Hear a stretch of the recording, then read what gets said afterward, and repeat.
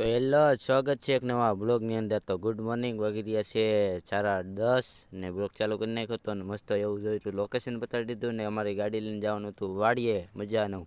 ને હું હાલતો થઈ ગયો વાડીકોર, જોયું હતા તો મારા વાડીકોર હાલતો થઈ ગયો ને અમારા કોમેડી કિંગ આવી ગયા હતા ગરુડિયું લઈને ફાઇનલી.